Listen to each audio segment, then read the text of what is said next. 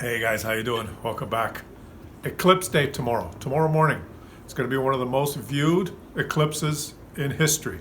And that's because the 100% blackout of the sun is happening in one of the most densely populated areas on Earth, right in North America, in the United States, northeastern United States, where some of the biggest cities are. Are you going to watch it? Don't watch it unless you have special glasses. I'm not going to go. There's hundreds of videos out there that explain how to watch it, but I'm going to give you a different perspective because in those parts of the United States and Canada and Mexico where it's going to happen, the forecast is that there's going to be a lot of rain and clouds, which sucks to be you. If the first time in hundreds of years there's 100% eclipse and it's cloudy, you don't get to see it. And if you're wearing the glasses, those special glasses that you have to buy to watch an eclipse, they cut out all the UV and radiation. They also cut out 99.99%, something like that, of visible light. So when you put those glasses on, that you can buy them on Amazon at the last minute for $60. They cost like $1. Usually they cost 2 cents to make in China.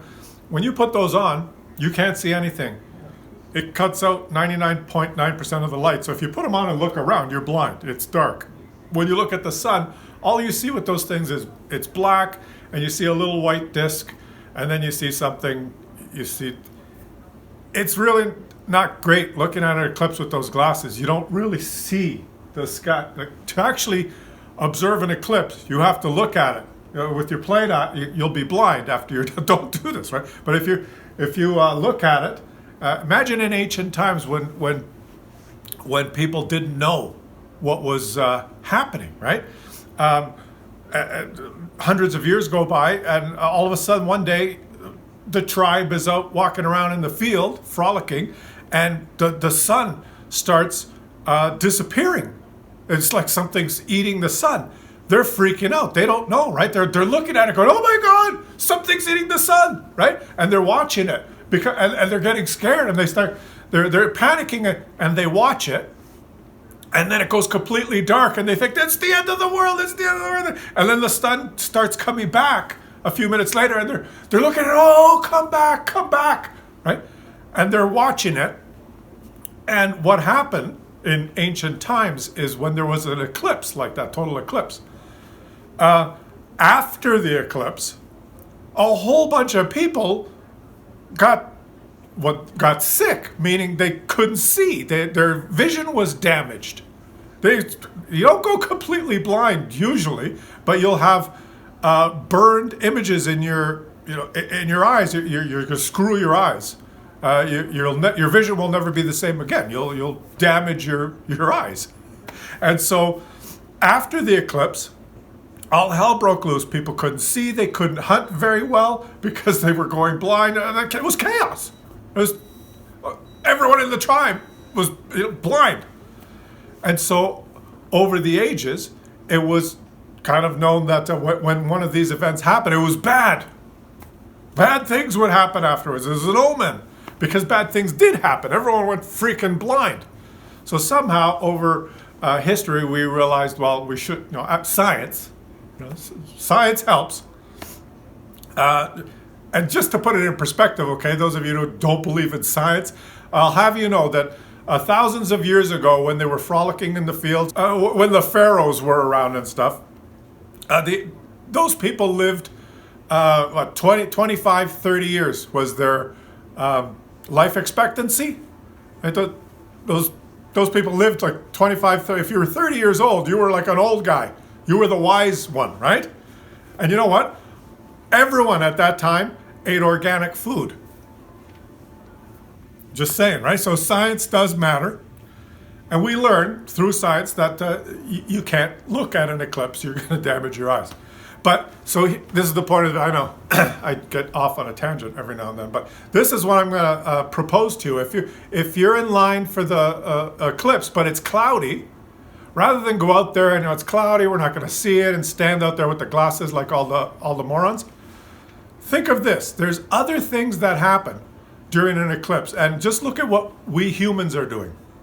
Millions of us are running around now, going to Walmart, trying to find glasses. We're on the computer ordering things from Amazon to prepare for the eclipse. Delivery trucks are zooming around. Apparently, there's a frenzy trying to find these glasses. We're running around like lunatics. It's affected human behavior. Tomorrow, millions of people are going to drive from where they are or fly from where they are to try and get in positions where they can observe this thing, trying to find a spot where there's no clouds. So it's affected humans. And if you didn't observe the eclipse and you just observed humans, you would say, what the hell is going on?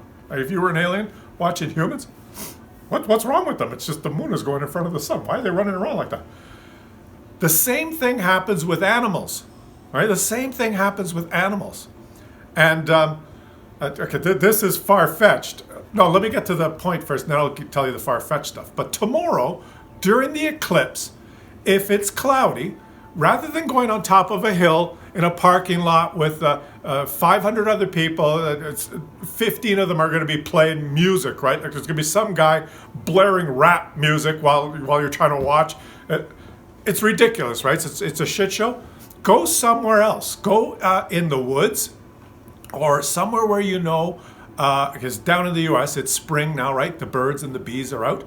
Go somewhere, your favorite fishing spot or your favorite hiking trail, or a place in the woods where you know there's lots of animals, and rather than look at the eclipse, listen and observe what's happening.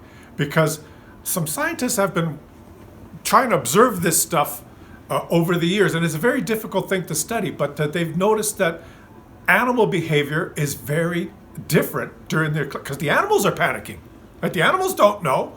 They don't have a science like we do, but for instance, the bees that are buzzing around, going from flower to flower, when the eclipse happens, the bees buzz differently. They're speaking to each other, they're communicating, and they're buzzing differently. The birds behave differently. They fly into the trees and they get into different positions, they squawk, they make different noises. The whales move differently in the ocean. The fish behave differently. Nocturnal animals don't know what the hell's going on. They wake up and say, who said it was morning time? A morning for a nocturnal. Everything is chaos in the animal world, and you can observe this, and it's really freaky. And like, why do the bees buzz differently? And you're thinking, why would the bees buzz differently? You know what? Because just like in the ancient times when everyone was in the field and all of a sudden the sun's going over, they're going, oh, what the hell's going on? That's what the bees are doing, basically. We can learn how animals communicate by observing and listening to them during these eclipses. Because if you record the different buzzing of the bees, what they're saying is to the other bees is, what the fuck is going on? It's dark here. Get back to the hive. Right? They're freaking out. And this is the little far-fetched thing. I've been kind of noticing, this I don't know, because, but I feel that I'm noticing different behavior in animals right now, the day before. Marty's behaving differently. He's like, I know what Marty's like, right? He's energetic, my super dog. You guys know Marty. Well, just today, he wants to stay in his little kennel. He wants to stay in his cage. You okay in there, Marty? You're good? Okay. You just stay in your little house. And he's comfortable there. And usually if I say, let's go for a walk, he's like, boom, at the door, right? Today he's like, I don't want to go out. I just want to lie here. I'm just he's like a little ennui. Well, I don't understand why. I'm noticing, I'm seeing more spiders and insects in the house. I haven't seen a spider in the house for years. And this morning I've seen 6. And one of those things with all the legs. What's one of those things with all the legs that rolls into a ball? I saw one of those. Where the hell did that come from? Why are they coming in the house? I tell you, we would learn more about the universe by observing animals before, during, and after eclipses. It's so hard to do. How would you do it? Right? How would you? But I propose that nature understands what's going on, because everything that happens on Earth, everything here, is related to the cycle of the Earth going around the sun and the moon going around the Earth. That's why we are up during the day and we go to bed at night, unless you're a party animal, because we've invented electricity. Now we're up at 3 o'clock in the morning tweeting or watching TikTok. This is the abnormal behavior recently in our history. But throughout human history, we're awake during the day. At night, we're going to sleep and looking at the stars before we fall asleep. Nocturnal animals are on the different clock. Did you ever wonder why? Well, we're on this cycle. Like, why are we awake about 12 hours and 15 hours and asleep 8 or 10 hours? Why? Well, that's because of the Earth. It's because we evolved to fit what the Earth is doing, right? If we move to a planet where the planet took 48 hours to spin around, we'd be fucked, right? We'd be tired, ready to go to bed, and it's still daytime out. We could almost not survive on the cycle of that different planet. All plant life, everything that exists on Earth is tuned to the seasons, right? Everything that has evolved here or is here is in tune, in step, moving to the beat of the Earth and the Sun and the Moon and our motion. It's fascinating. And when that rhythm is perturbed, even by a few minutes of the moon moved in front of the sun, that only happens, it happens every 6 months actually, but in one position on Earth, it happens in hundreds of years it takes for it to happen in one spot. And it's all geometry. I'm not going to explain it. But that's abnormal. And everything freaks out. The flowers that are open during in the sun, when it's sunny, the eclipse happens and they close in the middle of the day, right? It screws everything up. So watch what's happening around you. Listen and observe the animals and the insects, and that could be more fascinating than just staring up and with those glasses and seeing basically black and a little white dot that disappears and comes back. Food for thought, okay? Food for thought. There's a lot more going on than we understand, okay? And think of it this way, guys. Think of it this like I said that if we move to a planet where it takes 48 hours instead of 24 hours for the thing. Well, the whole concept of what an hour is it's only here that we have that, right? Because the Earth takes 24 hours to turn 360 degrees. That's why our whole concept of time, one day, is a product of us being on this rock that takes a day, what we call a day, to spin around. If we were on a different planet, however long it took that planet to go, we'd call that a day. It could be the equivalent of a week here or 6 hours here, right? The whole concept of time is just relative to where we are. It makes no sense if you go anywhere else, right? So the sun is going to be blocked for 3 minutes, whatever that means.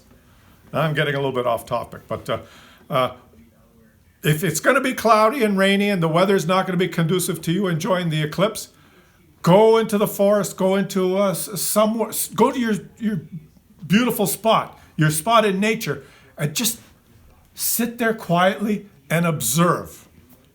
And you'll be in there, I know my spot, beautiful river flowing off the Rocky Mountains where I go cutthroat fishing, and it's in a pine forest and there's birds and insects. I know when I go there, the smell and the sounds, it's my happy place. If I was there, of course, it's only going to be about 30% of the sun is where I am. I'm further west, so we're not getting 100% occlusion. But if I would go there, in 2044, I think it's going to happen here. We're going to get 100% blockout. I'm going to go there, and I'm going to sit near my favorite fishing hole, unless they build a freaking golf course there by then. But I'm going to sit there and imagine it like just getting dark until it's pitch dark. And just observe. The fish will probably start biting.